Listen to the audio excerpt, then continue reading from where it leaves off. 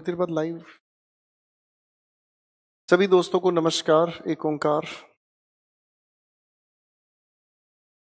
बहुत अच्छे इंसान है। प्रणाम।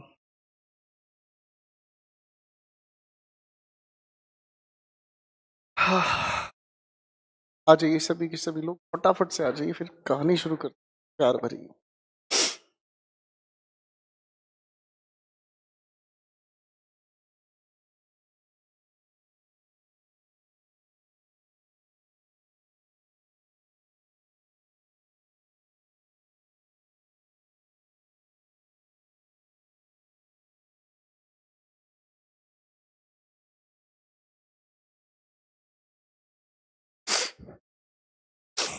जय माता दी।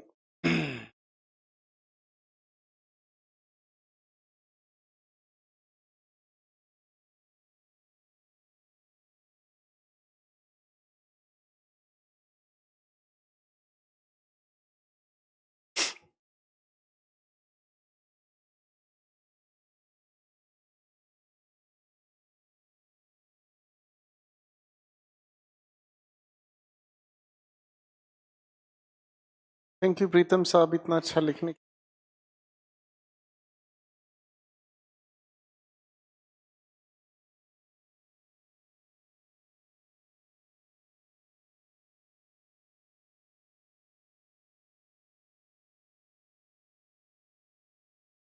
एक बच्चे ने कुछ लिखा है सर। जी विनोद साहब इनको करेक्ट करा रहे हैं। टेक्निकल टीम इस चीज को देख रही है कि एडवर्ब आपका कंप्लीट हो चुका है लेकिन उसमें एडजेक्टिव लिखा जा रहा है। टेक्निकल टीम इस चीज को जल्दी ठीक करेगी। Thank you for this information. बाकी काम कर रहे हैं।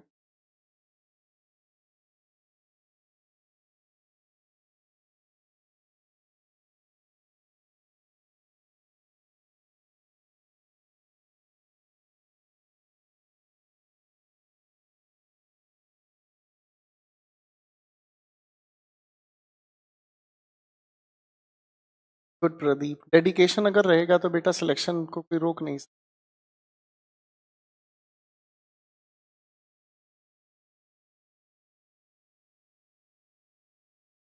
बहुत अच्छे इंसान है। Thank you so much. आपने कमेंट्स किए, बहुत अच्छे इंसान है। चलिए तो महफिल से जाते हैं अपने क्वेश्चंस के साथ, अपनी बातों के साथ। आज हम लोग बात जो शुरू करने वाले हैं वो बातचीत किस बारे में भाई? वो कैप डोज देंगे पहले बच्चों को। तो सबसे पहले एक कलाकार इंसान हमें कहता है, पहले मैं 2 मिनट की बात करना चाहूंगा। एक कलाकार इंसान हमें कहता है कि सर ये जितने भी वर्ड्स हैं इन सभी की हिंदी बताएं, हिंदी लिखवाएं और हिंदी को लिखें। और जी इतने बड़े हाथ जोड़ने की कोशिश करूंगा। ठीक है, मेरा काम है आप लोगों के लिए जितनी मेहनत करना। मुझे उस चीज ज्यादा मेहनत कराओगे तो मैं घबरा जाता हूँ, मेरा दिल घबराता है। राइट। और आप लोगों के लिए जितने मैं एफर्ट्स कर रहा हूँ, आपके पेपर में कहीं हिंदी लिखी नहीं मिलेगी। आपको हिंदी ढूंढनी है, आप अपनी हिंदी ढूंढें। सबके पास डिक्शनरी है, सब अपने एफर्ट्स लगाएं। राइट। सबसे पहली बात तो इतने सारे शब्दों में आप लोगों के लिए बहुत प्यारे शब्दों को ढूंढना। और आपका पेपर इंग्लिश टू इंग्लिश पूछता है, उस चीज को लेकर अगर आपके दिलों में लाचारी है कि सर हमें हिंदी चाहिए, हिंदी चाहिए, तो भैया हिंदी तो खुद थोड़ी मेहनत करो। ठीक है। और मेरा काम है आप लोगों के लिए बेहतर प्रयास करना। और जिसका मेरा तो कंपटीशन किसी से नहीं। बेहतर प्रयास का मतलब बेस्ट जो पहले ही है तो उसका आगे जाते जरूरत नहीं। चलिए समय बचाते हैं, आज के नए ताजे शब्द आप लोगों के सामने दिल खुश करने वाले हाजिर हूँ। Lovely words are before you.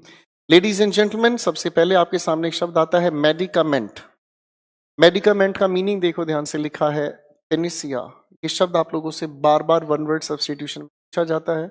Cure of all disease, इसी को आप हिंदी में कहते हैं रामबाण। ये चीज आप महसूस नहीं कर पाते, मैं हिंदी में हर एक अर्थ को बोल देता हूँ, लेकिन अपनी अपनी टेस्ट है भैया। सबसे ज्यादा दुख तो उन लोगों के बारे में होता है जो लोग विचारों से भी और अपनी हरकतों से मूर्खानंद घोषित करते जाते हैं। टीम देखती है, मैं भी देखता हूँ, और बड़ा अजीब लगता है। ये देखने की कोशिश करता हूँ मैं कि यार इनमें से हीरे निकलेंगे या कोयले के कोयले रह जाएंगे। खैर सवाल अलग है। मेडिकामेंट का अर्थ हुआ रामबाण, इलाज। पेनेसिया एक ऐसी दवा जो सभी के लिए काम करता है। जिन शब्दों के साथ मेडी जुड़ गया वहीं पर आप सोच लीजिएगा बात इलाज से संबंधित है। क्वेश्चन नंबर 2 लिखा है एब्जॉर। एब्जॉर का अर्थ होता है रिनाउंस, त्याग देना, राइट। डिवाइंडल, डिक्रीज ग्रेजुअली, बहुत तकाजे से किसी चीज का स्तर गिरना, डिक्रीज ग्रेजुअली। नंबर 4 पर आता है एक प्यारा सा शब्द जिसे हम कहते हैं विजनरी। विजनरी का अर्थ हमारे सामने आता है अनप्रैक्टिकल, जो चीज प्रैक्टिकल नहीं है, और जो प्रैक्टिकल नहीं है, विजनरी का मतलब इमेजिनरी भी हम कह सकते हैं, कल्पनाओं की दुनिया में रहता है। नंबर 5 पर आता है चर्लिश, बड़ा प्यारा शब्द है और बिल्कुल अजीब शब्द। मुझसे स्टूडेंट्स लाखों की संख्या में कांटेक्ट में हैं और सारे स्टूडेंट्स कहते हैं सर पता ही नहीं चलता वोकैबुलरी कहां से आती है। अरे तुम्हें पता इसलिए नहीं चलता कि तुम्हें सोर्स नहीं पता। This man knows it. और जिन्होंने इन शब्दों को, अभी एक बच्चे ने लिखा सर आपके जो English with Gopal Verma Telegram channel पर है उसमें प्रीवियस ईयर की वो कैब आती है। कभी कभी मन करता है इन बच्चों को मैं क्या जवाब दूं। अरे तुम्हें उस बात से लेना देना क्या है? आप मेरे को एक बात बताओ, उस बात से लेना देना क्या? आप मैकडोनल्ड्स में अगर जाकर बर्गर खा रहे हो तो क्या आप उनसे पूछोगे भाई साहब इसमें आलू आप कौन से खेत का लाते हो? अरे enjoy the quality, enjoy the quality. आपके सामने कंटेंट्स है, आप उसे मजे से जियो, आप उसके साथ मस्ती काटो। आपको क्या मतलब है किसी बकवासबाजी के सवाल पूछने की? पर पता नहीं दिल में कहां से सावधान इंडिया से आते हैं कई लोग। डिवाइंडल का अर्थ हुआ डिक्रीज ग्रेजुअली। मेरे शब्द, मेरी डांट शायद आप लोगों के फायदे के लिए है, इस बात को नेगेटिव लेकर चलने की जरूरत नहीं है सुरेश। विजनरी की अगर बात करें तो अनप्रैक्टिकल। चर्लिश का मतलब इल टेम्पर्ड, जिसे गुस्सा आता है। बुरिश। 5 शब्द है, मेरे साथ मिलकर फटाफट से रिवाइज करें फिर कथा आगे लेके चलते हैं। Medicament, abjure, dwindle, visionary, churlish. अगले 5 शब्द आपके सामने पेश हो रहे हैं, फोकस करें। रिप्यूडिएट, बहुत प्यारा शब्द है। रिप्यूडिएट का मतलब होता है टू रिफ्यूज, मना करना। रेसेंड का अर्थ हुआ कैंसल करना, एब्रोगेट करना, किसी को मना करना, या जो आपने कोई चीज का ऑर्डर किया आप उस ऑर्डर को कैंसिल करते हैं। नंबर 8 मेन, बहुत प्यारा शब्द है। मेन अपीयरेंस, देखने में जो आपका दिखाई देता है उसे हम अपीयरेंस कहते हैं। नंबर 9 पर आता है डिस्कॉन्सर्ट। डिस्कॉन्सर्ट की अगर हम बात करें टू अपसेट और एम्बैरेस, शर्मिंदगी महसूस कराना, किसी को परेशान करना। जैसे छोटे मोटे सवालों से मैं परेशान होता हूँ। मैं परेशान नहीं होता किसी बात से, मेरे पास तो 2 इलाज हैं। नॉनसेंस बात को इग्नोर कर सकता हूँ या फिर मैं उस नॉनसेंस को आपके दिमाग से हटा सकता हूँ। Choose your way wisely. Yes, पानी पी के दिखाता हूँ। डिस्कॉन्सर्ट के बाद अगला आता है एक शब्द डिस्कॉन्सोलेट, जिसका अर्थ हुआ अनहैप्पी। 5 शब्द हमारे सामने, पांचों के अर्थ मेरे साथ मिलकर रिवाइज करें। रिप्यूडिएट, रेसेंड, मेन, डिस्कॉन्सर्ट, डिस्कॉन्सोलेट। नाइस। अगले 5 शब्द आपके सामने आ रहे हैं और शब्द नंबर 11 लिखा है डिस्क्रीट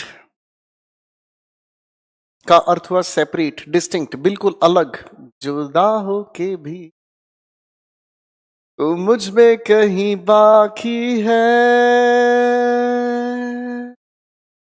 12th डिस्क्रिपेंसी का मतलब डिफरेंस, फेलियर टू एग्री, जो किसी की बात से सहमत नहीं होता, अलग रहता है। प्रिजम्पशस का अर्थ हुआ टू बोल्ड, बहुत बहुत हिम्मत वाला।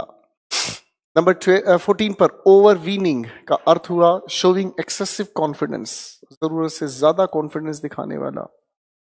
15 पर आता है फोर्ट, बहुत प्यारा शब्द है, पेपर बार बार पूछता है। फोर्ट का अर्थ हुआ a thing that does particularly well, कोई भी ऐसी चीज जो बहुत अच्छे से काम आती है।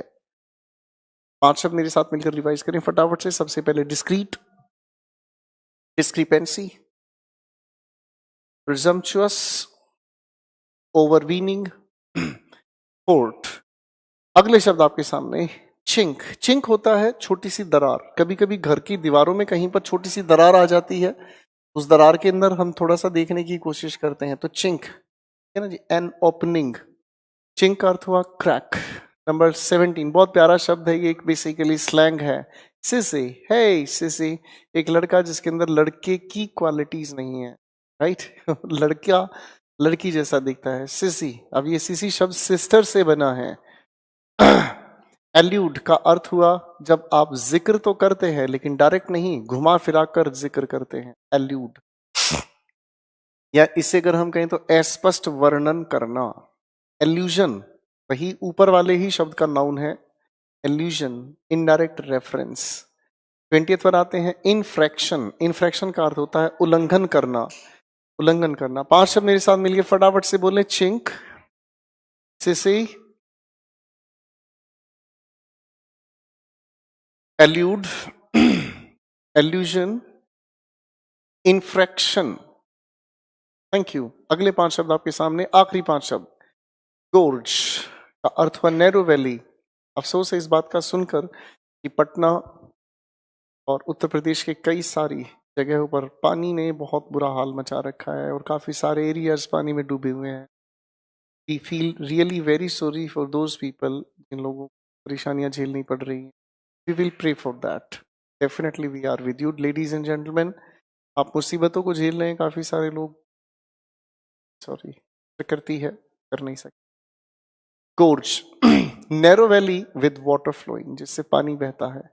नंबर 22 पर आता है एक शब्द प्री एमिनेंट, जिसका अर्थ हुआ आउटस्टैंडिंग, बिल्कुल ही अलग। नंबर 23 पर आता है प्रीपोंडरेंस का अर्थ greater than other in amount, influence और इंपॉर्टेंस, दूसरों से काफी ज्यादा इंपॉर्टेंट, महत्व, प्रीपोंडरेंस। नंबर 24 पर आता है एक शब्द प्री एम्प्ट, जिसका अर्थ हुआ वही फॉर स्टॉल, जिसका अर्थ अपने पिछली क्लास में समझा था, प्रिवेंट, बाधा उत्पन्न करना, रोकना। ठीक है जी। अगले शब्द की अगर हम बात करते हैं तो ये शब्द हुआ जिंगोइज्म। बहुत प्यारा शब्द है जिंगोइज्म। इसका अर्थ दिल में एक जोश होना कि अपने देश को सर्वश्रेष्ठ मानना, जिंगोइज्म। ठीक है। खैर, कुछ दिनों पहले एक ऐड आती थी, उसमें बोला भी जाता था ये स्लैंग, ये है जिंगिस्तान मेरी जान। जिंगिस्तान मतलब ये उन जोशीले लोगों की देश है जहां हम अपने देश को सबसे ऊंचा मानते हैं। 5 शब्द मेरे साथ मिलकर रिवाइज करें। सबसे पहले gorge, preeminent, preponderance, preempt, jingoism. Thank you very much, आप लोगों ने मेरे साथ मिलकर इन शब्दों का जिक्र समझा, सुना। तो आइए दोस्तों, कहानी थोड़ी आगे लेकर चल लेते हैं और हमारी बातचीत अब शुरू हो रही है एक अगले टॉपिक से, और वो टॉपिक क्या है?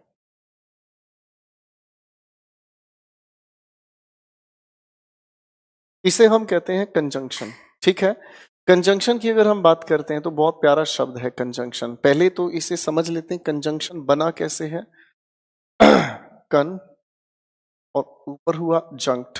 जंक्ट का अगर हम बात करने की कोशिश करें, प्लेस, और कन का मतलब हुआ टुगेदर। इसका मतलब हमें समझ में आया जब हम दो चीजों को एक साथ रखने की कोशिश करते हैं, राइट। तो कंजंक्शन यहीं से एक छोटी सी डेफिनेशन तैयार करता नजर आया है हमें। कंजंक्शन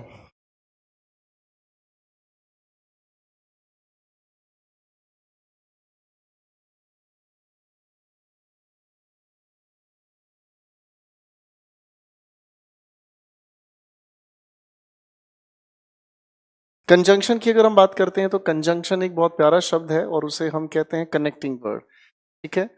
और कनेक्टिंग वर्ड की अगर हम बात में पहले छोटी सी डेफिनेशन लिखने की कोशिश करते हैं।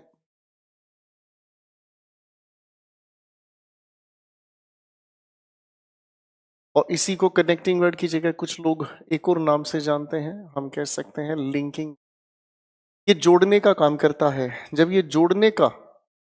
जब जोड़ने की अगर हम बात करते हैं तो जोड़ते हुए ये क्या काम करता है, बेसिकली जोड़ने पर आए तो ये दो शब्दों को जोड़ सकता है, दो फ्रेजेस को जोड़ सकता है, जोड़ने पर आए तो ये दो सेंटेंसेस को भी जोड़ सकता है। जब हम इन जोड़ने की बात पर काम करते हैं, भैया पढ़ेंगे बाद में, पहले कुछ लोगों के कमेंट्स देख लेते हैं क्योंकि इनके कमेंट्स बहुत ज्यादा जरूरी हैं। आओ बेटा टाइम पास करते हैं। कमेंट्स पर आ रहे हैं, मैं इनके नाम ले रहा हूँ, थोड़े से इन लोगों के नाम सुन लीजिए। ये हैं वो लोग जो ना तो पढ़ने के लिए तैयार और ना ही पढ़ने का माहौल पसंद करते हैं। सुन लीजिए। आनंद साहब कहते हैं आपने बोला था कि आज एडवर्ब की एक्सरसाइज कराएंगे। ऋषिकेश भाई साहब कहते हैं वर्ब एडवांस कब होगा, मतलब ये पढ़ाना छोड़ो, पहले इनको वर्ब एडवांस कराओ। एक और सुनो भाई साहब। नीरज साहब कह रहे हैं क्या मेरा कमेंट वहां फिच रहा है? फिच पता नहीं क्या होता है भाई, मुझे नहीं पता। और सुनो भाई, वैभव साहब कहते हैं इनके बैच में वर्ब नहीं हुआ है, मतलब जानबूझ के नहीं करा। अरे मूर्ख कहीं के, जो करा रहा हूं उसको तो देख ले मेरे बाप। एक और सुन लो भाई, एक और आ गया। आवाज कट रही है सर, आवाज कट रही।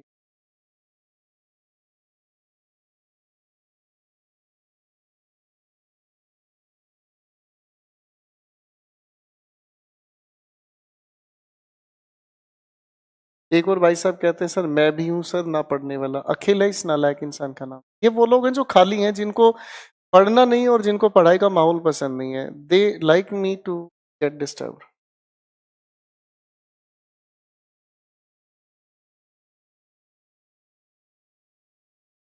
एक जनाब जय माता दी कर रहे हैं, इनकी जय माता दी लो भाई, जय माता दी बेटा। मुझे ये समझ नहीं आता कि कब आप लोगों को प्रीमियम सेगमेंट के बच्चों में कनेक्ट कर।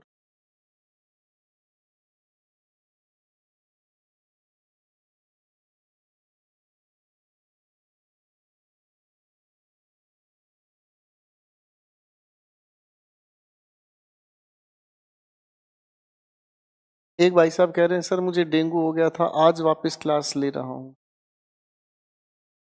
Keep commenting guys because this is the most important thing. ये हम रुक गए हैं। Keep commenting please, I really like it. Sir आप सिस्टमेटिक पढ़ाएं अपने अनुसार। जी मनोज जी, आपके बिना कहीं भी मैं करता। हाँ जी आप।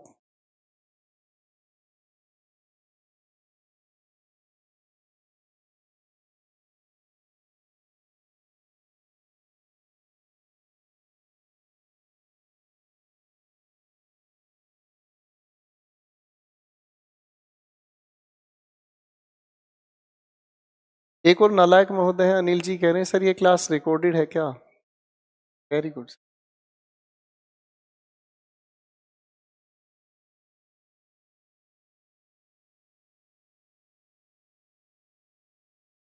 आओ Neeraj sir.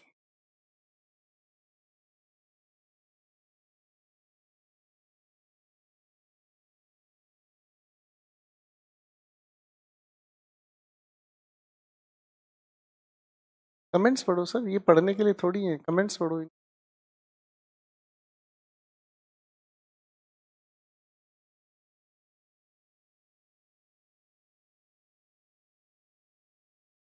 God bless you. देखते हैं यहाँ कब आपके दिमाग में आती है बात। पढ़ते वक्त कमेंट्स पे ध्यान लगे पड़े हैं। यहाँ बारिश हो रही है, ये कमेंट कर रहा है ये वो। Seriously speaking you are amazing, amazing. Competitive level पर स्टूडेंट्स का गजब का बिहेवियर। जब टीचर यहाँ समझा रहा है आप कमेंट्स पर लगे पड़े हैं। This is the only reason, let me tell you frankly, this is the only reason जिसकी वजह से आपके डाउट आते हैं। Approx 15,000 students are there in your batch and those students never find any doubt। जो लोग मुझे फोकस्ड सुनते हैं। कलाकार ये भी कह रहे हैं सर आप बहुत स्पीड से बोलते हैं। लगे रहो। खैर जो पढ़ने वाले बच्चे हैं, इंटेलिजेंट लोग हैं, जो कंसीडरेट हैं, अपने करियर को लेकर फोकस्ड हैं, वो प्लीज मेरी बातों पर ध्यान दें। बाकी आप सभी के लिए खुला है पेवेलियन। आप कमेंट लिखो, आप गाना लिखो, आप कहानी लिखो, you are free to do that. Rest of the students, please stay focused because I want you people to qualify each and every exam that comes across। Conjunction के लिए मैंने एक शब्द की बात कही है, कंजंक्शन की डेफिनेशन तैयार की, कनेक्टिंग वर्ड। इसी को हम लोग कहते हैं दोस्तों लिंकिंग वर्ब। बेसिकली ये दो अलग अलग सेंटेंसेस को, अलग अलग फ्रेजेस को, अलग अलग वर्ड्स को कनेक्ट करता है। ठीक है। अब एक मूर्खानंद कहते हैं कि क्लॉजेस को भी तो जोड़ सकता है।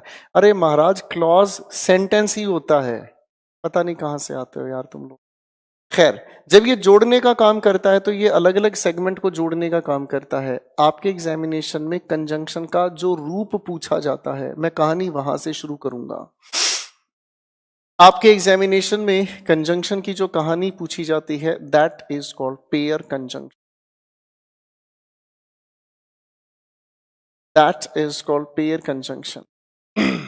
पेयर कंजंक्शन का मतलब क्या हुआ?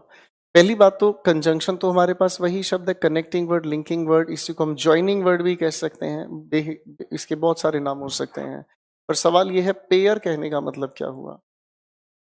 जब हम इस पेयर की बात करते हैं तो पेयर का मतलब क्या हुआ? आपके पैरों में शूज हैं, हो सकता है आपने स्लीपर्स पहने हो, पेयर है। पेयर क्यों हुआ? वजह सामने है। पेयर होने का मतलब हमें समझ में आता है कि इनके अंदर आइडेंटिकल पार्ट्स हुए। इनके अंदर आइडेंटिकल पार्ट्स हुए। अगर मैं एक जूते के हिस्से को क्लास में रखूं और एक जूते के हिस्से को घर छोड़ आऊं तो क्या ये पेयर है? बिल्कुल नहीं।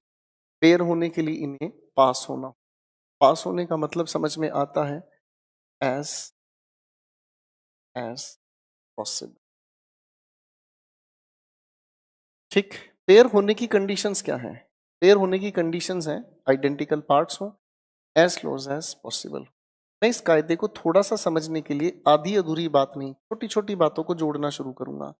पेयर कंजंक्शन कई तरीके से एग्जामिनेशन हमसे पूछता है और सबसे पहले एक बात को हम लोग समझ लेते हैं।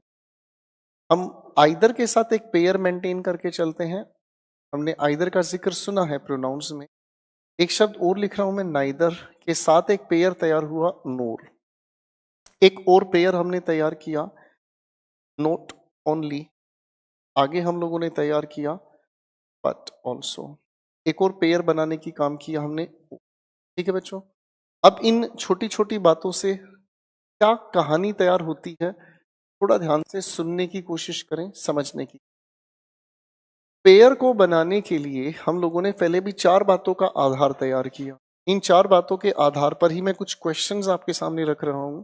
बड़े ध्यान से सुनने की कोशिश करें, समझने की कोशिश करें।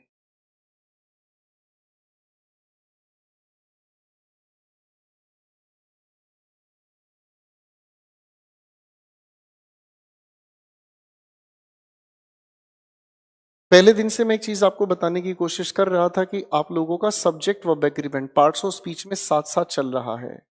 अलग से कोई उम्मीदें नहीं होती हैं दिल में। ठीक। और आपके ये जो पार्ट्स ऑफ स्पीच हैं इन सबको मिलाकर ही सब्जेक्ट वर्ब एग्रीमेंट तैयार किया जाता है।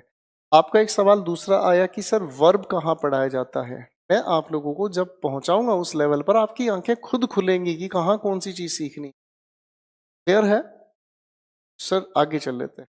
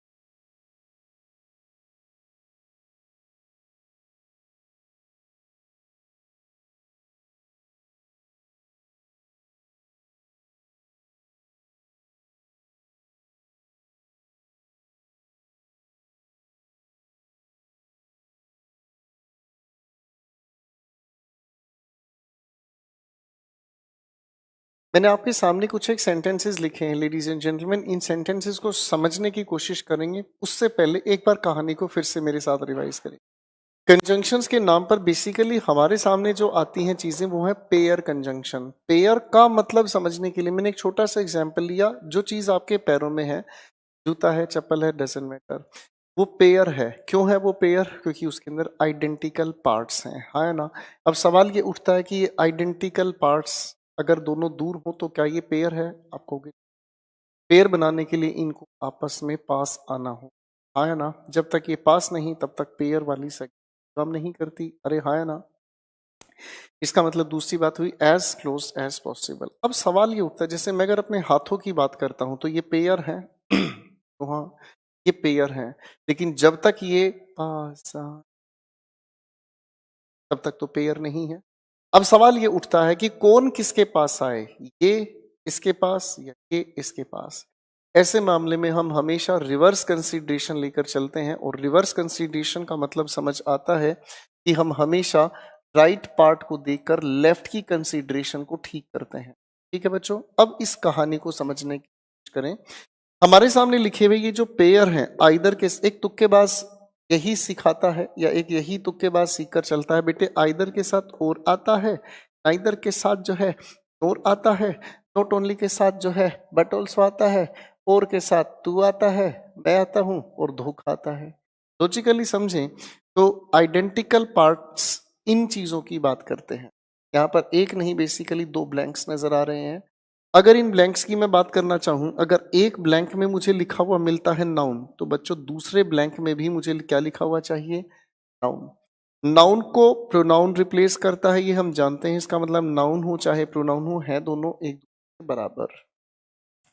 अगर लिखे हुए एक ब्लैंक में मुझे लिखा नजर आता है वर्ब, तो दूसरे में भी मुझे चाहिए वर्ब। एक ब्लैंक में अगर लिखा हुआ मुझे मिलता है एडजेक्टिव, तो दूसरे में भी बच्चों मुझे लिखा हुआ चाहिए एडजेक्टिव। अगर एक लिखे हुए ब्लैंक में मुझे मिलता है एडवर्ब, तो बच्चों दूसरे में भी मुझे लिखा हुआ चाहिए एडवर्ब। इसका मतलब आइडेंटिकल पार्ट्स नहीं, सवाल उठता है identical parts of, identical parts नहीं, आइडेंटिकल पार्ट्स ऑफ स्पीच। अब मैं एक एक क्वेश्चन पर बड़े ध्यान से कहानी को सोल्व करना शुरू करूंगा, and I expect you people will focus on my contents, my language, my pattern। एक एक चीज पर ध्यान दें, ठीक है। राहुल इज आइदर गोइंग और मोहन। सर राइट पार्ट को ध्यान से देखा तो और के साथ ये जो लिखा है वो बेसिकली एक नाउन है, सीधी सी बात है, एक नाउन है। अगर मैं इस आइदर के साथ लिखी इस बात को देखना चाहूं तो ये तो एक वर्ब है। सर ये तो आइडेंटिकल पार्ट्स नहीं हुए। इसका मतलब इस आइदर का जो जिक्र है वो होना चाहिए राहुल के पास। मैं इस क्वेश्चन को थोड़ा सा ठीक से लिखने की कोशिश करता हूं, and the question either Rahul.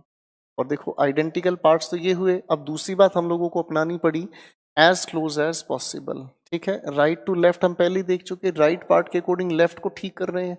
तो अब लिखा होना चाहिए आइदर राहुल और मोहन। बात समझ में आ रही है बच्चों? तो तुक्केबाजी का हिसाब नहीं चलता यहाँ, यहाँ बात चलती है करेक्ट बातचीत अप्रोच के साथ। क्लियर है? चलो अब दूसरे सेंटेंस पर काम करते हैं। लिखा है neither she is sad NOR happy. अगर ध्यान से ऑब्जर्व करें तो नोर के साथ लिखा ये एक एडजेक्टिव हुआ, तो बच्चों नीदर के साथ भी हमें एडजेक्टिव चाहिए। इसका मतलब इस नीदर को देखता हूं तो शी के साथ गलत लिखा है, इस नीदर का जो जिक्र है वो सैड के हिसाब से होना है। करेक्ट आंसर तैयार करते हैं। She is neither sad NOR happy. ठीक है जी। तो यानी कि identical parts of speech, reverse consideration और एज क्लोज एज पॉसिबल, तीन चीजें समझ आ रही हैं। नेक्स्ट क्वेश्चन पर ध्यान से देखेंगे कि not only works here but also in a factory. मैं अगर ध्यान से समझने का काम करूं तो बट ऑल्सो के साथ ये इन अ फैक्ट्री वेयर का आंसर दे रहा है। वेयर का आंसर देने वाले शब्द को शायद हम लोग जानते हैं, एडवर्ब हुआ। भाई बोलो हाँ, एडवर्ब हुआ। अगर मैं इस बात को देखना चाहूं नोट ओनली के साथ, ये तो एक वर्ब लिखा है, इसका मतलब एडवर्ब के कायदे से इस नोट ओनली को भी एडवर्ब के पास होना चाहिए। इसका मतलब इस लिखी हुई बातचीत को अगर हम ठीक करने का काम करें तो इस नोट ओनली की अरेंजमेंट यहां ना होकर इनफैक्ट इसे होना चाहिए इस हेयर के पास। क्यों? क्योंकि ये भी तो वेयर का आंसर दे रहा। बात समझ आ रही है? अगले क्वेश्चन पर आते हैं। Rani is invited not only there but also her friends. मैं अगर इस कायदे को ध्यान से समझने का काम करता हूं तो बट ऑल्सो के साथ लिखा है हर फ्रेंड्स अपने आप में एक नाउन हुआ। यहाँ लिखा इस नोट ओनली को मैं देखता हूं तो ये देयर का आंसर दे रहा है, यहाँ पर ये अपने आप में एक एडवर्ब है, यानी कि कायदे से तो ये बात अपने आप में गलत हुई। अब इसको ठीक करने की कोशिश करेंगे। आइडेंटिकल पार्ट्स के पास राइट की कंसीडरेशन से मैं चलता हूं तो इस नोट ओनली की अरेंजमेंट देयर के साथ में इस नोट ओनली की अरेंजमेंट होनी चाहिए रानी के साथ। तो आपका करेक्ट आंसर जो बनना चाहिए वो बनता नजर आ रहा है, नोट ओनली रानी। अब इस आइडेंटिकल पार्ट्स ऑफ स्पीच को एज क्लोजर आपने लिखने का काम किया, बट ऑल्सो यहां तक बात ठीक हो गई। आगे लिखा हम लोगों ने हर फ्रेंड्स, ठीक है। आगे अगर हम चलने की कोशिश करें तो सवाल उठ गया दिल में, एक हुआ इज, एक हुआ आर इनवाइटेड। अब मुझे ये समझ नहीं आ रहा यहां पर मैं इज का जिक्र करूं या आर का जिक्र। फिर कह रहा हूं सब्जेक्ट वर्ब एग्रीमेंट हम साथ साथ लेकर चल रहे हैं। सब्जेक्ट वर्ब एग्रीमेंट अलग से कोई कहानी नहीं है, ध्यान से सुनोगे समझोगे तो हर एक चीज साथ साथ क्लियर। सवाल उठ गया दिल में, कहो तो पूछ। सवाल उठ गया दिल में कि इस लिखे हुए सेंटेंस के अंदर मैं यहां पर इज का यूज करूं या आर का यूज। इस बात को समझने से पहले आ जाओ जी पहले क्वेश्चन के अंदर। आपने यहां इज का यूज होते हुए देखा, मेरे दिल में 3 प्रपोजल्स हैं। पहला प्रपोजल, आपने इस इज को यूज किया मोहन की वजह से, आपने इस इज का यूज किया राहुल की वजह से, आपने इस इज का यूज किया बात दो में से एक की। आप बताओ सर, सोचें बड़े ध्यान से।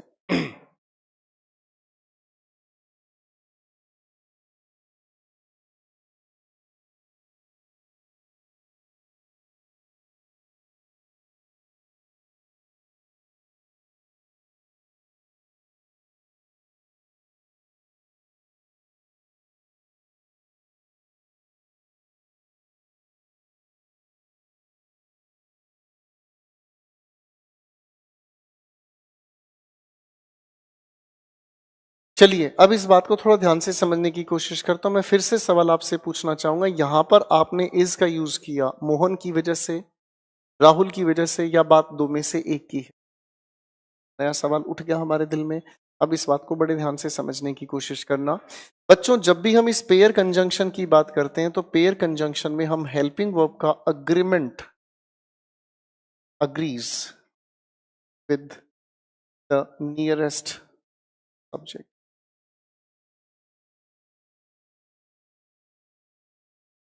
It agrees to the nearest subject, यानी कि जो इसके नजदीक होगा हम उसी के अकॉर्डिंग हेल्पिंग वर्ब का यूज करते हैं। इस लिखी हुई बातचीत में इज का जो यूज हुआ है वो इस मोहन की वजह से हुआ।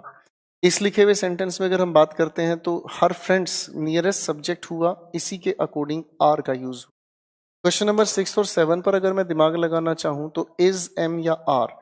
देखो बच्चों मैंने आपसे यहाँ पर पूछा राहुल की वजह से, मोहन की वजह से, या बात दो में से एक की है। तो कई लोगों ने सोचा होगा कि बात दो में से एक, अगर बात दो में से एक की है तो यू और आई दो में से एक की बात है तो यहाँ पर भी इज लगवा देते हैं आप गलती से। ऐसा नहीं है, नियरेस्ट सब्जेक्ट के अकॉर्डिंग हम लोग इनकी हेल्पिंग वर्ब का अग्रीमेंट तैयार करते हैं। के अकॉर्डिंग हम लोगों ने यहाँ पर तैयार किया आर, आई के अकॉर्डिंग यहाँ पर हमने तैयार किया एम। नियरेस्ट सब्जेक्ट के अकॉर्डिंग अग्रीमेंट। बात कुछ कुछ नाइस।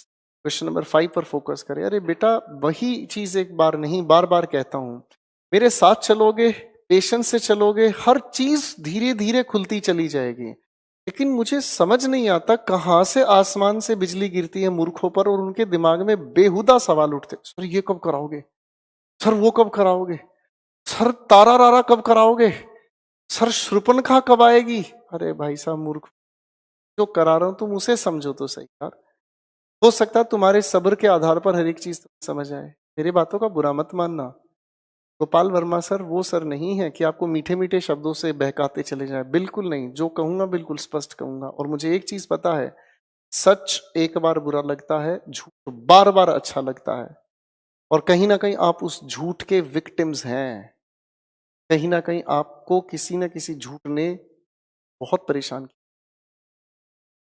और गोपाल वर्मा सर की इंग्लिश को लेकर सबसे ज्यादा फैन फॉलोइंग सिर्फ इसी वजह से है, जो कहता है स्पष्ट कहता है। एक स्टूडेंट के अंदर जो भी बुराई है बिल्कुल एक एक बुराई को निकाल देता है। आपको इंग्लिश इसलिए नहीं कि पेपर क्वालिफाई हो गया नौकरी लग जाएगी, नहीं, इंग्लिश के साथ साथ ये व्यवहार भी सीखना है, सारी उम्र काम आएगा। Got my point? बहुत अच्छा इंसान है। अब क्वेश्चन नंबर 5 पर मैं फोकस करना चाहूंगा बच्चों। इस क्वेश्चन नंबर 5 पर दिमाग लगाते हैं, बहुत प्यारा सवाल है। सबसे पहली बात तो अगर मैं पेयर बनाने की कोशिश करूं, और के साथ लिखा मी यानी कि प्रोनाउन है, इस आइदर के साथ लिखा मिलता है सबमिटेड, तो बात में गड़बड़ हो गई, हाँ या ना? अब इस आइदर को अगर मैं कहूं तो हिज वर्क के साथ लिख कर देखूं तो क्या मीनिंग तैयार हुआ? बेटा एक बार ट्राई करके देखो ना।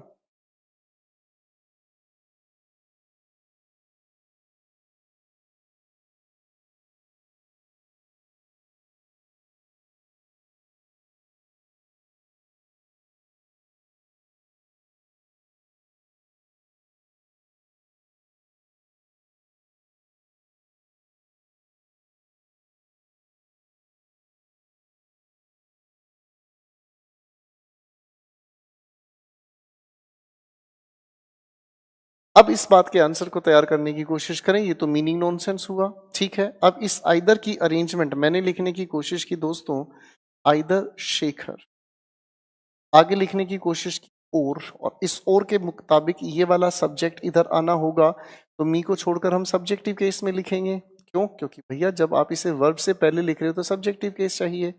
आगे अगर हम लिखने की कोशिश करें तो इसी आई के मुताबिक इस हैज का भी रूप परिवर्तन होता नजर आया, हैव।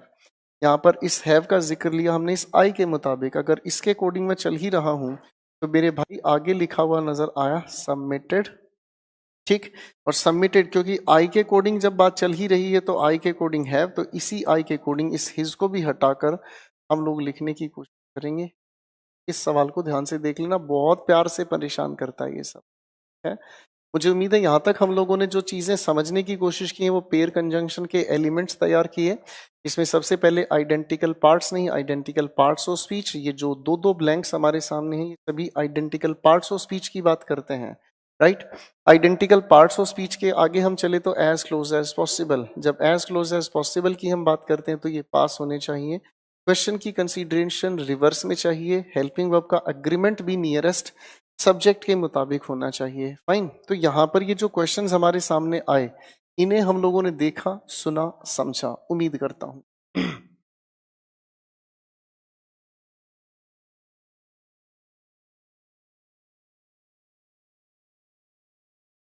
एक अच्छी मूर्ति बननी है ना तो चोट झेलनी पड़ेगी, सीखना पड़ेगा। गलतियां हम कहाँ करते हैं वो पक्ष हमें सीखने। मैं आप लोगों के सामने क्वेश्चन लिखे हुए छोड़ रहा हूं, दिमाग लगाएं और अपने आंसर पर कोशिश करें, बताएं मुझे क्या आप इसमें लिखने को। आ जाओ बेटा, कमेंट्स पर आ जाओ।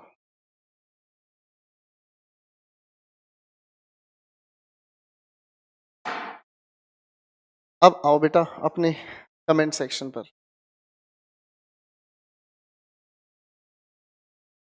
एक मूर्ख इंसान है राकेश, 5 नंबर आपने छोड़ दिए सर। हे भगवान, इस नालायक इंसान को ले बस।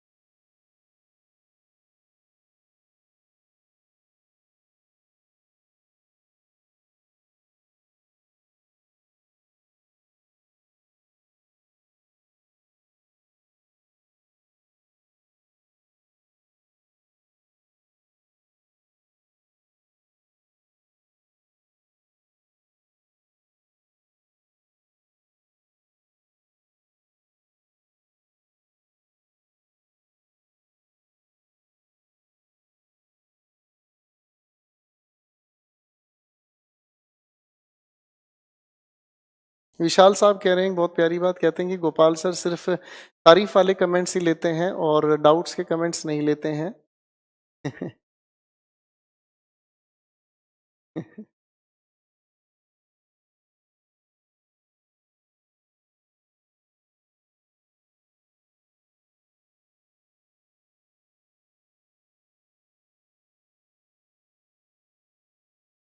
भुवनेंद्र बेटा वर्ब कराया जाएगा, सब्र कर ले मेरे लाल, मेरे पीले, मेरे हरे।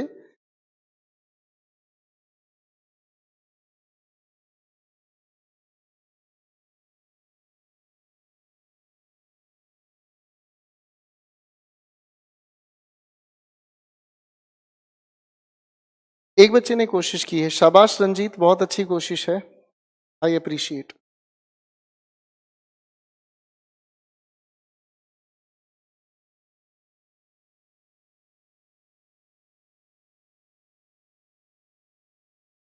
अरे मूर्खानंद, मैं इस क्वेश्चन का आंसर पूछ रहा हूँ, आनंद कह रहा है कि सर हम नहीं खेल रहे, कभी कमेंट पे आओ कभी नहीं आओ। मैंने तो इस सेंटेंस का आंसर पूछ रहा हूँ, दिमाग लगाओ इस पर।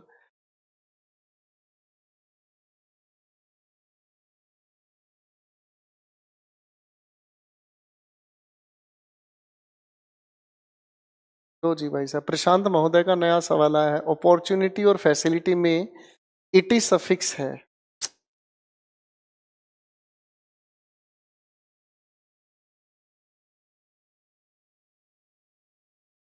प्रशांत ने कोशिश की है, गलत आंसर है प्रशांत, गलत जवाब बेटा। It's very very hard feeling to holded by your ideal. It doesn't matter to me Rishikesh, it really doesn't matter to me whether you feel offended or you feel loved. My words may be hard, but my intentions are clear and pure. I will ask you the same question at the end of this session. When the classes will be over, I'll ask you the same question. मैं refine कर दूंगा हर चीज को, लेकिन people who right such nonsense I don't tolerate. Very good. ये क्या लिखा है, गड़बड़ है सुधांशु जी, आपका भी आंसर गलत है। अंकिता, बहुत अच्छी कोशिश है, एक गलती है उस पर आपका आंसर डिस्क्वालीफाई हुआ। शाबाश, काफी बच्चे कोशिश कर रहे हैं। मधुरजीत, आपने भी कोशिश की, छोटी सी जगह पर गड़बड़ हुई। Well tried my son. सभी के आंसर्स एक वजह से स्लिप हो रहे हैं, अदरवाइज सभी आंसर्स ठीक बना रहे, एक जगह पर आप स्लिप हो रहे हैं। मैं आपको दिखाना चाहता हूं कि लर्निंग का स्कोप कितना बड़ा है। I really appreciate. Aftab sir, एक छोटी सी गड़बड़ है, बाकी आंसर ठीक है। सृष्टि बेटा, आपका भी आंसर एक जगह गलत हुआ। तौहीद खान साहब, आपका भी आंसर गलत हुआ। इमरान, आकांक्षा, जवाब गलत है। दिवाकर साहब, आंसर गलत है। किसी भी एक भी बच्चे का आंसर करेक्ट नहीं अब तक। लाहौल विला कुवत।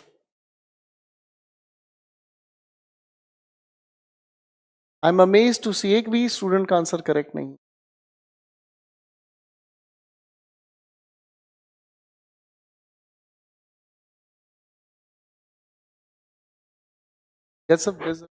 Very good, carry on, give me the answer.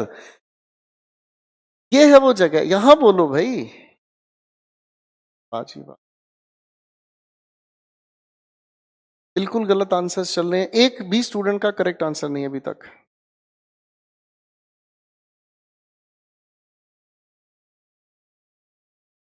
सूरज साहब, बिल्कुल क्लोज है आपका आंसर। अखिलेश, वेल ट्राइड, पर आंसर गलत है। आकाश ने आंसर करेक्ट लिखा है। आकाश ने आंसर करेक्ट लिखा है, प्लीज माइंड दिस नेम। आकाश ने आंसर करेक्ट लिखा है। विशाल, आंसर गलत है। रजनीश, गलत है, गलत है, गलत है। अखिलेश, रुपेश, गलत है। रॉबिन, मनीष, सभी के आंसर्स गलत हैं, सिर्फ एक आकाश ने। Thank you Akash, I appreciate your efforts. Khan साहब, आंसर गलत है। रुपेश अपने आप ही कह रहा है कि मेरा आंसर सही है। वाह जी वाह। आशीष, बिल्कुल गलत आंसर लिखा है। वेरी गुड सर, अब की बार 26 जनवरी को आपको तोप के आगे खड़ा करूंगा मैं। ऋषभ, दीपक, सभी के आंसर्स गलत हैं, सिर्फ एक आकाश ने आंसर ठीक दिया। I really appreciate efforts.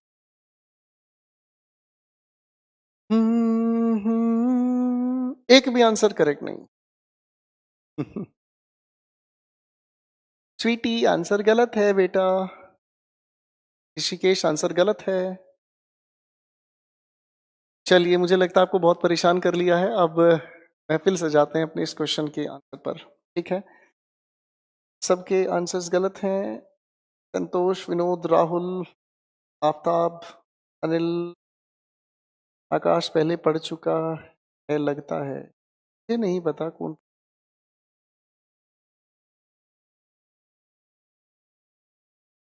सभी के आंसर्स गलत है। I am terrified to see this. सभी के आंसर्स गलत है, सभी के। जतिन, अभिषेक, विनोद, सुमित, सुनीत, रुपेश, जितेश, प्रदीप, एक दो, सारे ही आंसर्स गलत है। This is amazing to see, my goodness. इसी बात पर मुझे लगता है आप सभी को फिनाइल पिलाना होगा।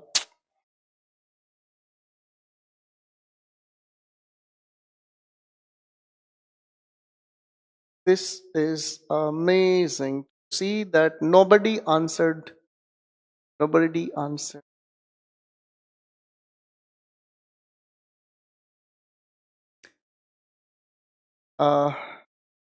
चलिए, थैंक यू। आपने जो एफर्ट्स लगाए, leave the things aside please. अब कमेंट्स रोकें। देवियों देवताओं, अब मैं आपके सामने करूंगा, आपको खुद पता चलेगा आपका आंसर गलत है।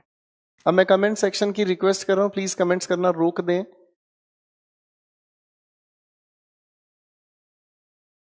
एक मूर्खानंद कहता है विशाल कि आपने पढ़ाया ही नहीं तो हम आंसर कैसे देंगे। हे भगवान, उठा ले।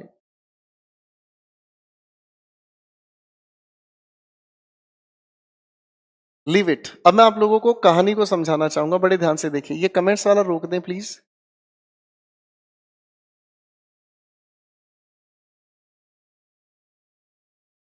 कमेंट्स का काम रोक दें, मेरी बात को ध्यान से सुने। देखो बच्चों, बड़े ध्यान से समझने की कोशिश करें। मैंने आपके सामने एक छोटा सा शब्द लिखा, क्या भाई? नॉट। अपने आप में एक ये नेगेटिव है, हाँ या ना? और हम लोगों ने पिछले टॉपिक में पढ़ा ये एडवर्ब है। काबिल तारीफ हुई बात। अब अगर इस नॉट के ठीक साथ में आगे एक शब्द को जोड़ने की कोशिश करूं और ये मैंने लिख दिया ओनली, तो भाई साहब ये भी तो अपने आप में एडवर्ब ही है। अब नॉट भी नेगेटिव और ये एडवर्ब। मुझे क्यों ऐसा लग रहा है, मुझे ऐसा क्यों लग, राकेश बेटा आप किसी के बारे में ऐसा नहीं लिख सकते। आप अपनी प्लीज लैंग्वेज सुधारे, वरना मैं आपको ब्लॉक भी कराऊंगा और आपका कोर्स भी डिसकंटिन्यू होगा। Find it. आपके सामने जो चीज मैं जस्टिफाई कर रहा हूं, बड़े ध्यान से सुने। आपके आंसर्स अगर गलत हैं तो गलत आंसर क्यों है, आप इसे समझते हैं। नॉट अपने आप में नेगेटिव वर्ड हुआ, बेसिकली नेगेटिव एडवर्ब है। पहली बात तो ये ओनली अपने आप में एडवर्ब है। और अगर इस लिखे हुए सेंटेंस के हिसाब से मैं इस चीज को देखने की कोशिश करता हूं तो बट ऑल्सो के साथ लिखा है हिज फ्रेंड, पर हिज फ्रेंड अकेला नहीं है बच्चों। हिज फ्रेंड के साथ ये लिखी वर्ब और ये लिखा ऑब्जेक्ट। भाई हाँ। अब अगर मैं थोड़ा ध्यान से देखने का काम करता हूं तो sir not only but also के साथ लिखा है नाउन, तो नॉट ओनली के साथ भी नाउन या प्रोनाउन होना चाहिए। भाई हाँ है ना? तो इसका मतलब ये होना है कि भैया इस नॉट ओनली की अरेंजमेंट को मुझे लिखना होगा सेंटेंस की शुरुआत में। बात ठीक हो गई।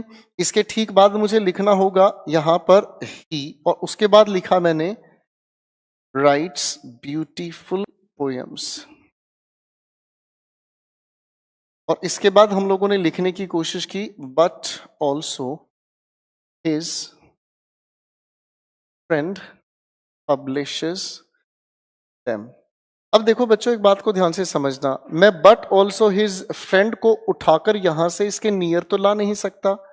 क्यों नहीं ला सकता? वजह बिल्कुल स्पष्ट है। अगर मैं इसे उठाकर यहां शिफ्ट करता हूं तो इस पब्लिशेस का सब्जेक्ट डैमेज हुआ, आया ना? तो इसका मतलब ये चीज तो यहीं पर रहनी है। पर इस कहानी में एक छोटा सा नियम बदल रहा है, ठीक है? ये नॉट अपने आप में नेगेटिव, ओनली अपने आप में एडवर्ब। अगर सेंटेंस की शुरुआत में हम लोग एडवर्ब का जिक्र अगर करते थे, शायद इसी चीज को हम लोगों ने पढ़ा है इस नाम से, और इसे हम कहते हैं इन्वर्जन। इसे हम क्या कहते हैं? इन्वर्जन, ठीक है? अगर इस इन्वर्जन के हिसाब से मैं आगे चीजों को देखना चाहूं तो एडवर्ब अगर सेंटेंस की शुरुआत में है तो एडवर्ब के इमीडिएट हम लोग यूज करते हैं हेल्पिंग वर्ब, और उसके बाद सब्जेक्ट, आगे आती है बात मेन वर्ब। तो इन्वर्जन के मुताबिक इस लिखे हुए सेंटेंस में हम लोगों को यहाँ राइट्स में से टेंस की हेल्पिंग वर्ब निकालनी पड़ी, और इसी की हेल्पिंग वर्ब अब यहां पर होती है तैयार, और ये है आपका correct answer. Not only does he right beautiful poems but also his friend publishes them. ये है आपका करेक्ट आंसर। अब आपके सामने एक जेंटलमैन कहते हैं, पता नहीं कौन है, वो कहते हैं सर मैंने सही बताया था, अश्वनी दुबे। अब देख ले बेटा पढ़ के तेरा क्या आंसर है, किस बच्चे ने करेक्ट आंसर बताया। और मुझे ये भी नहीं पता कि उस बच्चे ने जिसका भी मैंने नाम लिया था उसने करेक्ट आंसर बताया क्या, उसके पास इसके करेक्ट आंसर का लॉजिक था या नहीं, मुझे नहीं पता। पर एक बार इसे देख लीजिए।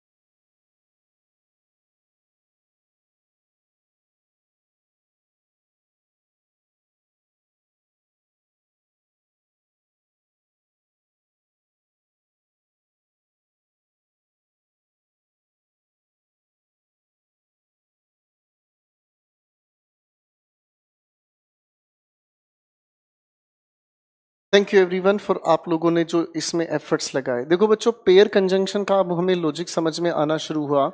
पेयर कहने का मतलब मुझे समझ आता है आइडेंटिकल पार्ट्स ऑफ स्पीच। दूसरी बात, as close as possible, reverse consideration, helping of का अग्रीमेंट नियरेस्ट सब्जेक्ट के मुताबिक, और सिर्फ नॉट ओनली के साथ हम लोग इन्वर्जन पेश करते हैं जब, ये ध्यान से सुन लेना वरना कई डाउटफुल इंसान मूर्खानंद इसका डाउट पैदा करेंगे अपने अपने ग्रुप्स में, ठीक है।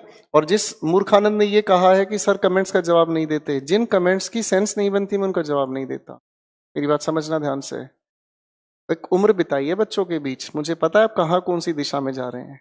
इस लिखे हुए सेंटेंस में ही इन्वर्जन क्यों पॉसिबल हुआ? क्योंकि मैं इस लिखे हुए बट ऑल्सो हिज फ्रेंड्स को इसके नियर नहीं ला पाया। अगर नियर नहीं ला पाया तो उसकी अरेंजमेंट वहीं मुझे छोड़नी पड़ी और ये मेरे सामने इन्वर्जन का रूप लेकर चला गया। खैर आइए दोस्तों, बात लेके चलते हैं थोड़ी आगे। बातें ये तेरी हम भुला ना सके, जुदा हम ना जुदा हो सके,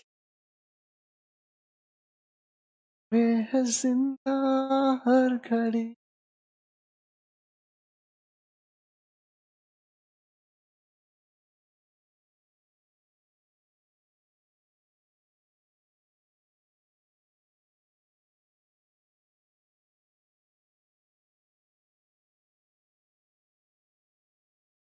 अब प्लीज आप कमेंट पे बातों से बचें, कहानी थोड़ा आगे लेकर चलते हैं।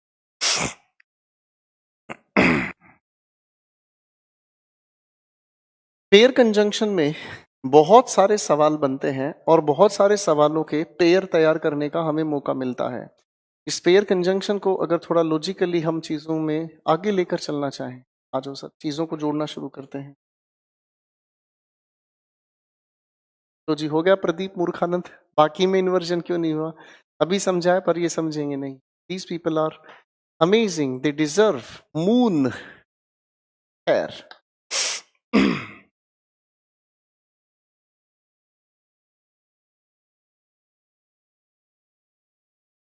एक दो सवाल लिख के देख लेता हूं पहले।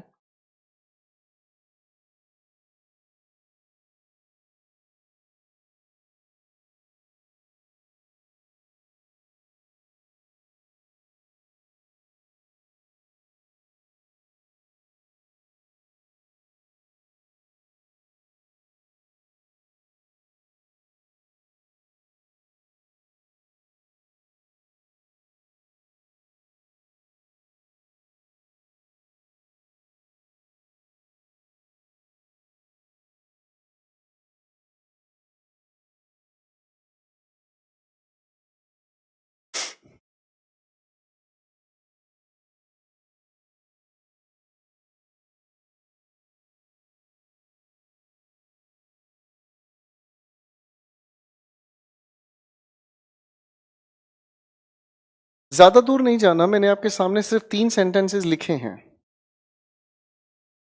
मैंने आपके सामने 3 सेंटेंसेस लिखे हैं।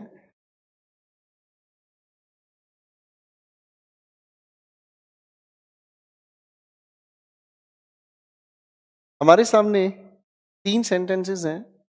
इन 3 सेंटेंसेस की अगर मैं बात करना चाहूं तो इन 3 सेंटेंसेस में बहुत प्यारा सवाल उठता है। सारी बातें छोड़ छाड़ कर अपने इस सेंटेंस को पढ़कर देखें।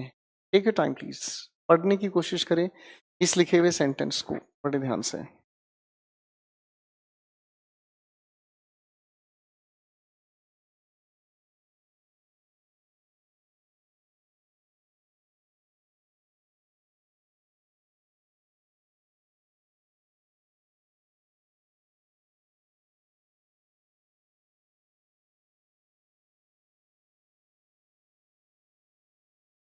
इस पहले लिखे हुए सेंटेंस पर जरा कोशिश करें मीनिंग को समझने की। चलिए, अब इस लिखे हुए सेंटेंस के अगर हिंदी में अर्थ को समझो, क्योंकि बहुत सारे स्टूडेंट सिर्फ हिंदी की डिमांड करते हैं, आज वो शायद हो सकते हैं मेरी इस बात के दर्द को समझें कि आखिर मैं आपको हिंदी के लिए क्यों रोकता हूं। हो सकता है आप समझें, क्योंकि समझने में समय लगता है चीजों। इस लिखे हुए सेंटेंस पर अगर मैं काम करना चाहूं, मैं इसकी ट्रांसलेशन करता हूं आपकी खुशी के लिए। Because you came late therefore the teacher scolded you. Translation करता हूं भैया आप लोगों के लिए। कहा है यहां पर, क्योंकि तुम देरी से आए इसीलिए अध्यापक ने तुम्हें डांटा। मैं इसकी ट्रांसलेशन लिख के दिखाता हूं। यहां पर मैंने ट्रांसलेशन की, क्योंकि तुम देरी से आए इसीलिए। हो सकता है कुछ लोग इसीलिए भी नहीं जानते हैं, कुछ लोग यहां पर इसलिए लिखते नहीं, इसीलिए। ये शब्द तो हिंदी व्याकरण में है ही नहीं, ये शब्द तो हिंदी व्याकरण में ही नहीं है। इसलिए तो आप बोलते हैं इसीलिए क्योंकि तुम देरी से आए इसीलिए अध्यापक ने तुम्हें डांटा। ठीक है, छोड़ो इस पढ़ाई को, एक दूसरी बात बताता हूं। कई साल पहले जब मैं स्कूल में पढ़ता था तो मेरे साथ एक छोटा सा वाक्य हुआ। टीचर ने मुझे क्वेश्चन दिया, why did Rama kill Ravana. Teacher मेरे से पूछते, ए तेरेकोट, why did Rama kill Ravana. मैं इसका आंसर लिखते, बिकॉज रावणा एबडक्टेड। एक मेरे से टीचर ने पूछा,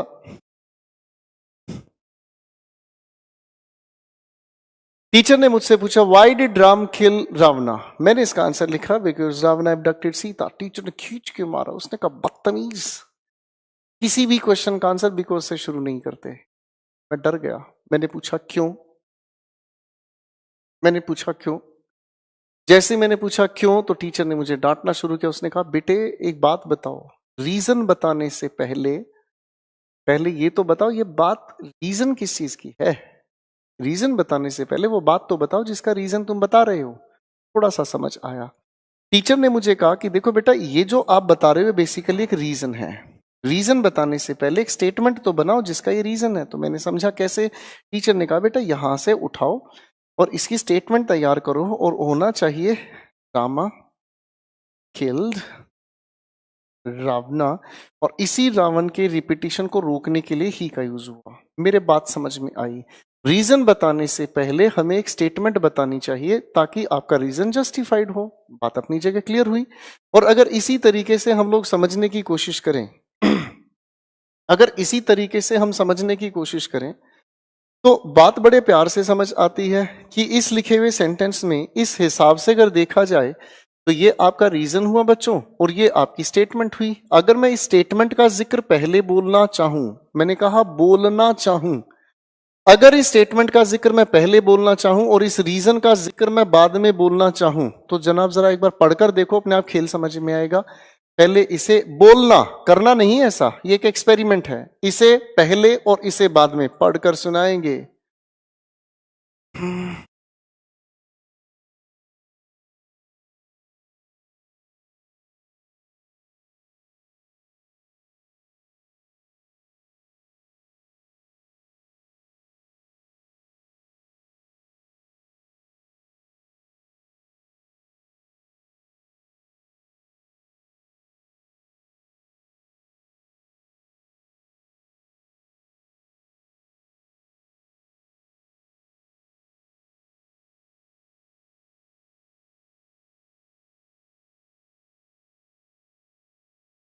आपने जैसे इस छोटे से एक्सपेरिमेंट को किया तो आपने पढ़ने की कोशिश की, therefore the teacher scolded you because you came late. आपको खुद ही एक बात समझ में आ गई कि यार यहां ऐसा लगता है देयरफॉर की तो जरूरत है ही नहीं।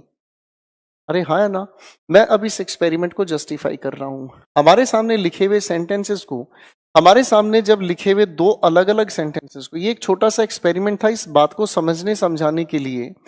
क्योंकि देखो बच्चों, लैंग्वेज एक्सपेरिमेंट का भी नाम है। आप लैंग्वेज में जब एक्सपेरिमेंट करते हैं तो चीजें खुलती हैं दिमाग में, राइट। मैं अगर पहले सेंटेंस को बाद में और बाद वाले को अगर पहले लिखने की कोशिश करूं तो बच्चों प्रोसेस का नाम क्या है उसे ध्यान से समझ लीजिएगा। इसे हम कहते हैं रीऑर्गेनाइजेशन। बोलो जरा ध्यान से, रीऑर्गेनाइजेशन। अगर हम सेंटेंसेस का रीऑर्गेनाइजेशन कर सकते हैं, इसका मतलब पहले सेंटेंस को बाद में, बाद वाले को पहले। अगर हम रीऑर्गेनाइजेशन कर सकते हैं तो रीऑर्गेनाइजेशन के वक्त हमें किसी भी पेयर कंजंक्शन की जरूरत नहीं है। इसका मतलब अगर हमारे सामने रीऑर्गेनाइजेशन लिखी होती है तो इनको स्प्लिट करने के लिए काफी है एक छोटा सा कोमा। हमारे सामने लिखे हुए सेंटेंस की शुरुआत में जानबूझकर टीचर एग्जामिनेशन में लिख कर देता है, क्यों? क्योंकि उसे पता है कि बहुत सारे स्टूडेंट्स बर्बाद हैं, इनकी ट्रांसलेशन करके देखेंगे और ट्रांसलेशन में दूर दूर तक वो इसका आंसर नहीं ढूंढ पाएंगे। इसलिए बिकॉज, एज या सिंस, मैंने कहा बिकॉज, एज या सिंस, ये जब जुड़ते हैं इस बातचीत के साथ ये बताने की कोशिश करते हैं रीजन, ये बताने की कोशिश करते हैं रीजन। जब ये रीजन बताते हैं तो बिकॉज, एज या सिंस के साथ जुड़ा हुआ सेंटेंस अपने आप में बिल्कुल ठीक हुआ, लेकिन आगे हम लोग कभी कभी इन्हीं के साथ यूज करने की कोशिश करते हैं देयरफॉर, सो, हेंस, या फिर कभी कभी लिखा मिलता है एज अ रिजल्ट। तो हम लोगों को जब ये चीजें लिखी मिलती हैं, कुल मिलाकर ये सारी बात हमारे सामने हुई सुपरफ्लॉस। ठीक है, चलाओ। तो हमारे सामने ये बात हुई सुपरफ्लॉस। अब अगर ये बात हमारे सामने हो गई सुपरफ्लॉस तो हमें इनको लिखने की जरूरत नहीं। एक बार इस बात को फिर ध्यान से समझें। अगर हमारे सामने लिखे हुए सेंटेंसेस को हम रीऑर्गेनाइज करते हैं तो हमें उनके पेयर कंजंक्शन की जरूरत नहीं है, और ऐसे लिखे सेंटेंसेस को स्प्लिट करने के लिए कॉमा काफी है। तो आपका आंसर ये तैयार हुआ कि इस लिखे हुए सेंटेंस में इस देयरफॉर की हमें जरूरत नहीं, सिर्फ कॉमा हमें लगाना। इस सो की जरूरत नहीं, सिर्फ कॉमा लगाना। इस लिखे हुए हेंस की जरूरत नहीं, सिर्फ कॉमा लगाना। क्लियर है? अभी भी खतरनाक लोग लगे पड़े। Therefore the teacher. Kunal साहब क्वेश्चन समझ लिया आपने? ऋषिकेश साहब कह रहे हैं जी तीनों का सेम मीनिंग है। अरे यार तुम समझ नहीं रहे हो, तुम क्या नहीं समझ रहे हो, लेट समझ आएगा। बात हमें समझ में आई कि इन सेंटेंसेस को अगर रीऑर्गेनाइज हम करके देखते तो हमें इन पेयर कंजंक्शन की जरूरत नहीं है, काफी है एक छोटा सा कोमा लगाना। यही सवाल हम दूसरे तरीके से भी एग्जामिनेशन में देखते हैं। मैं एक सवाल लिखता हूं, बड़े ध्यान से देखो। अरे भाई सीखने के लिए आए हो, बड़े ध्यान से समझो। मैंने एक सवाल लिखा आपके लिए, if it rains then I will cancel the trip. मैंने एक सेंटेंस आपके सामने लिखा, इस लिखे हुए सेंटेंस की जरा ट्रांसलेशन करके दिखाओ।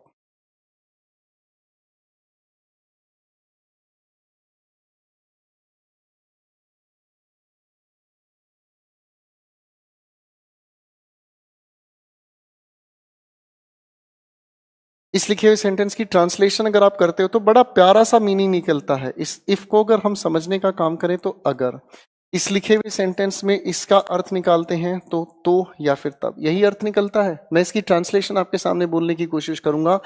अगर बारिश होती है, भुवनेश, भुवनेंद्र, मैं हैंडसम लग रहा हूं बेटा, इस पर दिमाग मत लगाओ, इस पर दिमाग लगाओ, ये सिलेक्शन देगा। मेरी हैंडसमनेस से कुछ नहीं होना मेरे भाई, ध्यान से सुनो मेरे दोस्तों, ठीक है। If it rains then I will cancel the trip. अगर बारिश होती है, मैं, ध्यान से सुनना, अगर बारिश होती है तो मैं ट्रिप कैंसिल कर दूंगा। ट्रांसलेशन के हिसाब से तो बातचीत सही जा रही है।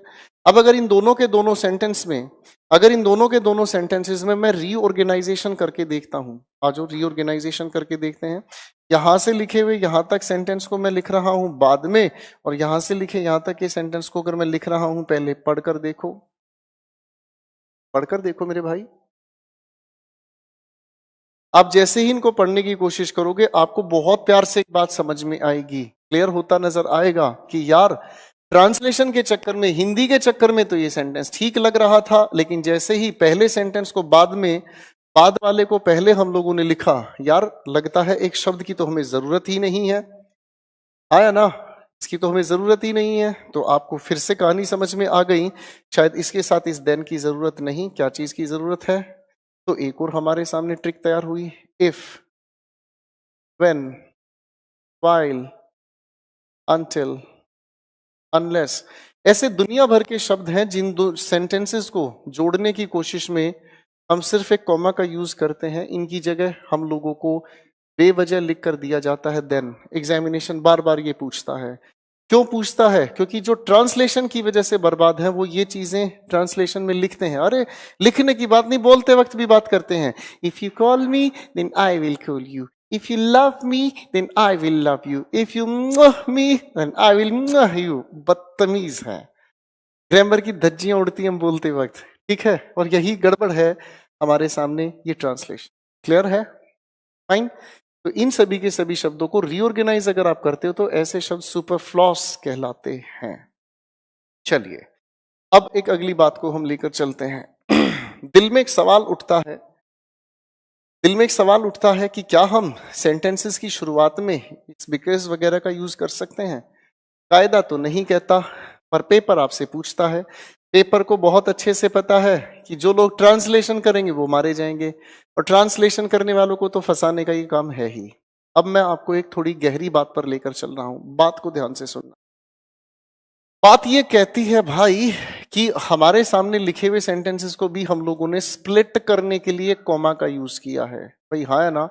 और सवाल के लिए 3 शब्द आ गए। एक शब्द हुआ हमारे सामने बिकॉज, एक शब्द हमारे सामने हुआ एज, और एक शब्द हुआ हमारे सामने सिंस। ये तीनों के तीनों शब्द एक ही अर्थ तैयार करते हैं क्योंकि, या फिर अगर मैं कहना चाहूं इनके साथ जो जुड़ा हुआ है हमारे सामने रीजन, और इधर जो लिखा हुआ है वो है हमारे सामने स्टेटमेंट। क्या इन तीनों में कोई फर्क है?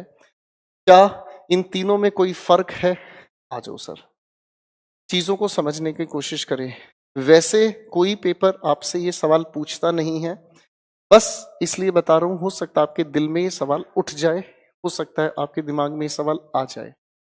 जब हम इस एज और सिंस की बात करते हैं तो स्पोकन लैंग्वेज का हिस्सा है ये, बोलचाल की भाषा में हम इसका यूज करते हैं। बिकॉज की अगर हम बात करते हैं तो स्पोकन नहीं, ये लिखित भाषा में प्रयोग किया जाता है। अब इसके ये तो थे सरफेस के डिफरेंस, अब थोड़े गहरे डिफरेंस पर मैं काम करना चाहता हूं। रीजन 2 तरह के हैं दोस्तों, ध्यान से सुनना। रीजन 2 तरह के होते हैं। एक रीजन है जो स्पष्ट है और एक रीजन है जो अस्पष्ट है। ध्यान से समझने का काम करना, मैं इन दोनों के लिए अर्थ तैयार कर रहा हूं। एक रीजन मैं अगर कहने की कोशिश करता हूं एविडेंट है, एविडेंट का अर्थ हुआ स्पष्ट, और एक जो है रीजन उसे हम कहते हैं इन एविडेंट।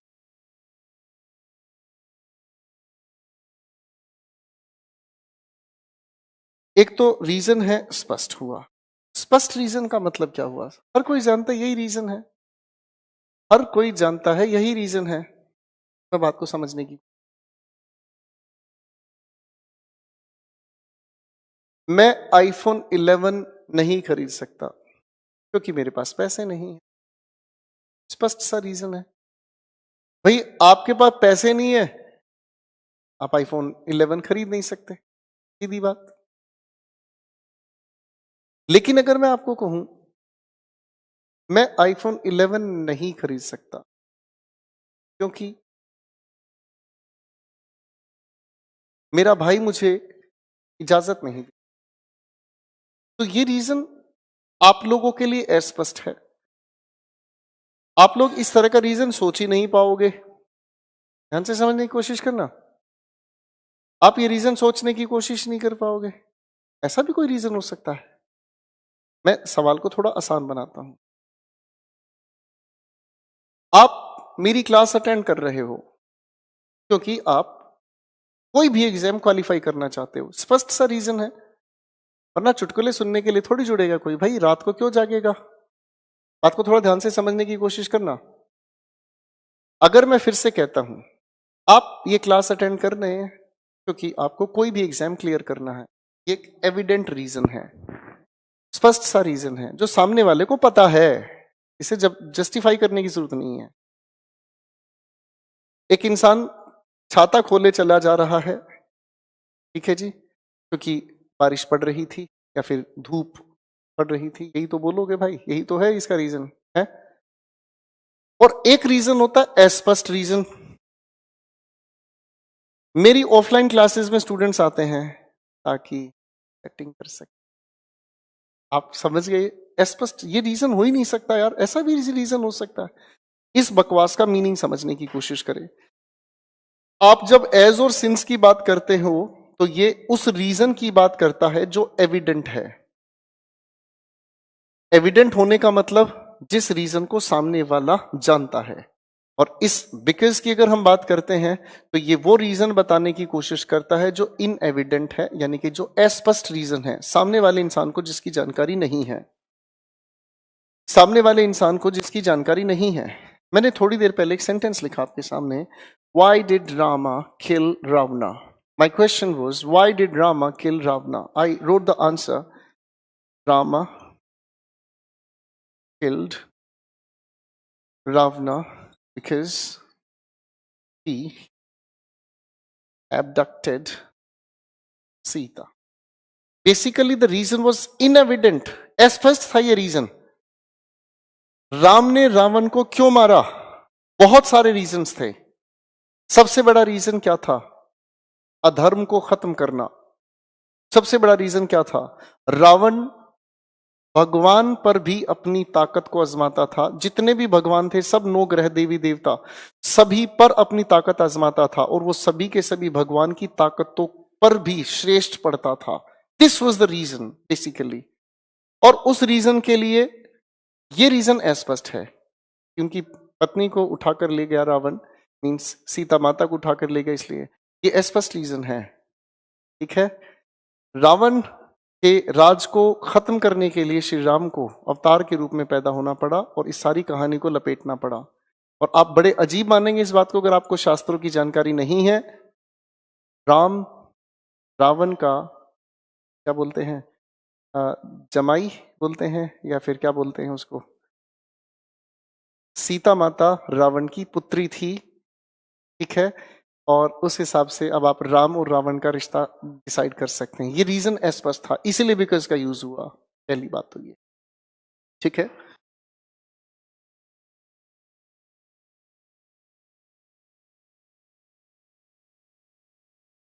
तो ये तो रीजंस की बात हुई हमारे सामने। ठीक है बच्चों। तो बिकॉज एज और सिंस में फर्क होता है। ठीक है जी। आप स्पोकन इंग्लिश में एज और सिंस का यूज कर सकते हैं। ठीक है जी। लेकिन बिकॉज का जो रीजन है वो कुछ और तरीके से कन्वे किया जाता है। अब इतनी गहराई से कोई सवाल ही नहीं मिलता पेपर में, पर आपको पता होना चाहिए, इट विल हेल्प यू। एक क्वेश्चन जो एनडीए सीडीएस का फेवरेट है, बार बार पूछता है,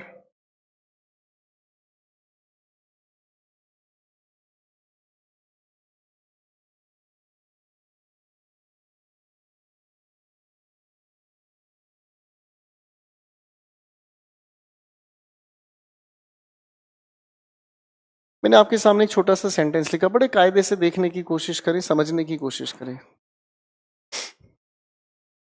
लिखे हुए सेंटेंस को अगर मैं थोड़ा ध्यान से देखने का काम करूं तो भैया ये रहा हमारे सामने रीजन बताने वाला एक छोटा सा जिक्र, ये हमारे सामने लिखा हुआ एक स्टेटमेंट, और ये रहा इसका रीजन। ये रही हमारे सामने एक स्टेटमेंट और ये रहा हमारे सामने लिखा हुआ एक रीजन। ठीक है भाई। तो इस रीजन को बताने के लिए जब द रीजन वाई का हम जिक्र कर चुके हैं, तो क्या इसी बातचीत को फिर से हम इस बिकॉज से मेंशन करेंगे? जरूरत ही नहीं है। आप कहोगे सर जब रीजन बता ही रहे हो यहां से इस शब्द से, तो दोबारा से बिकॉज जैसे शब्द की हमें जरूरत ही नहीं है। कायदा समझ में आता है कि भाई साहब अगर हम लोग किसी भी कहानी को रीजन, चलो मैं यही लिख देता हूं, अगर हम रीजन यहां बताना शुरू कर ही चुके हैं तो हमें इस सॉरी इस बिकॉज की हमें जरूरत नहीं है। और इसी के लिए कोरिलेटिव कंजंक्शन हम दैट का यूज करते हैं। एक बड़ा फेवरेट क्वेश्चन एनडीए सीडीएस बार बार पूछता है, इवन बैंकिंग में भी ये सवाल पूछा जाता है। खैर, मुझे उम्मीद है कि आप ये छोटी छोटी चीजों को ध्यान से समझने का काम कर रहे हैं। ठीक है। इसी से मिलता जुलता एक सवाल और आप लोगों से पूछा जाता है।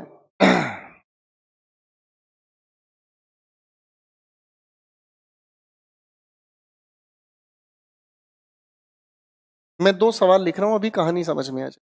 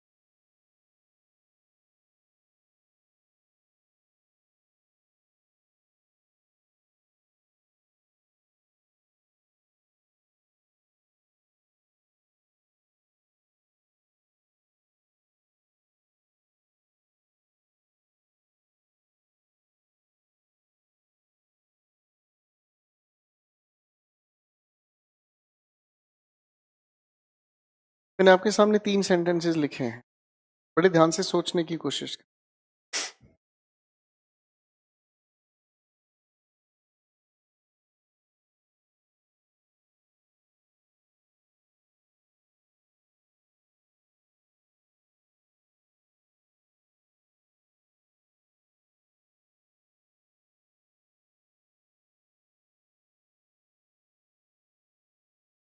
क्वेश्चंस पर थोड़ा सा फोकस करने की कोशिश करेंगे। देखो बच्चों, इन चीजों को थोड़ा सा आराम से समझोगे ना, बड़े प्यार से क्लियर होगी चीजें।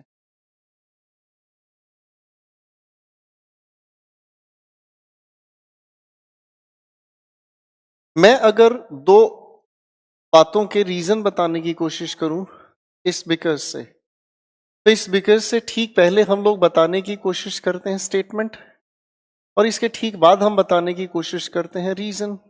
ठीक है भाई? अरे हाँ या ना?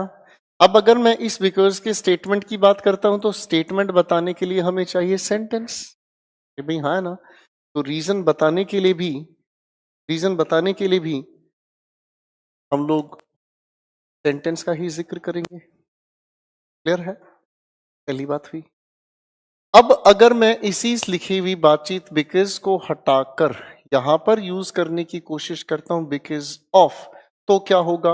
आप कहोगे कुछ नहीं होगा सर हमें, क्योंकि बात हमारी क्लियर है। इस ऑफ को अगर मैं ध्यान से देखूं तो ये ऑफ एक प्रेपोजिशन है, और भाई मेरे प्रेपोजिशन के बाद हम यूज करते हैं ऑब्जेक्टिव केस। भले ही इससे ठीक पहले हम लोग स्टेटमेंट की बात करेंगे, सेंटेंस की तरह बात करेंगे, लेकिन अगर मैं इस बिकॉज के साथ लिखे ऑफ को ध्यान से ऑब्जर्व करूं तो इस ऑफ के बाद सेंटेंस नहीं, ऑब्जेक्टिव केस। यानी कि ऑब्जेक्टिव केस होने का मतलब या तो ये लिखा मिले एक वर्ड या फिर ये लिखा हुआ मिले एक फ्रेज, पर हमें किसी भी कायदे से सेंटेंस नहीं चाहिए, क्योंकि सेंटेंस की शुरुआत में शायद हम लोग यूज करते हैं सब्जेक्ट आगे वर्ब और object. This is the only reason जिसकी वजह से हमें इसकी जरूरत नहीं है। ठीक है? अब लिखे हुए सवाल पर फोकस करें। He did not pay a visit, the relatives did not talk to him. अगर मैं इस बात को थोड़ा ध्यान से देखने की कोशिश करूं, पूरा सेंटेंस है, रिवर्स कंसीडरेशन आ रही है। अगर पूरे सेंटेंस का जिक्र रीजन में बता रहा है तो because she held the meeting, she found many problems, ये लिखा हुआ पूरा सेंटेंस है रीजन में, इसीलिए आपने यहां पर चुना बिकॉज।